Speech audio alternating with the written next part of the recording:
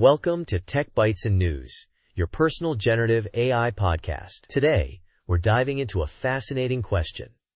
How did they make cars fall apart in those old Buster Keaton movies? You know, the ones where the whole thing just explodes into a million pieces? Hilarious. Totally. I've always wondered that. It looks so ridiculously over the top, but it's also incredibly effective. So how did they do it? Well, it wasn't quite as chaotic as it seems. Apparently a lot of it was clever design and engineering, not just random bits of wood and metal. The answer is less magic and more ingenious.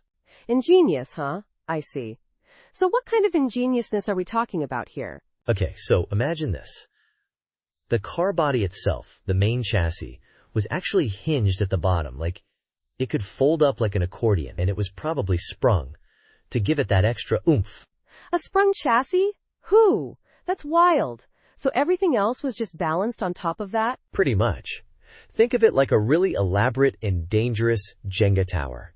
And it only needed to look good for about 6 feet of travel. The rest was editing magic. Or maybe a stagehand giving it a little nudge. A nudge, huh? I've read some debate about that. Some people think it was all done in one continuous shot, while others believe there were cuts. I'm leaning towards the cuts. Yeah, I see that. The analysis I saw showed frame-by-frame breakdowns, and it's pretty convincing. It's amazing how much detail went into planning it. Even the wheels were tethered to the axles. They didn't just fly off. So it wasn't just about smashing things up. It was about carefully controlling the destruction. That's actually really impressive. It makes it even funnier, knowing how much thought went into it. Exactly. It was controlled chaos. And the placement of Keaton himself was carefully planned to make sure he didn't get hurt. The seat also hinged backwards, keeping him relatively safe. Wow, talk about safety first, even in a silent movie car wreck. I mean, that's actually pretty smart. They clearly put a lot of thought into this. Absolutely. It wasn't just about the visual spectacle.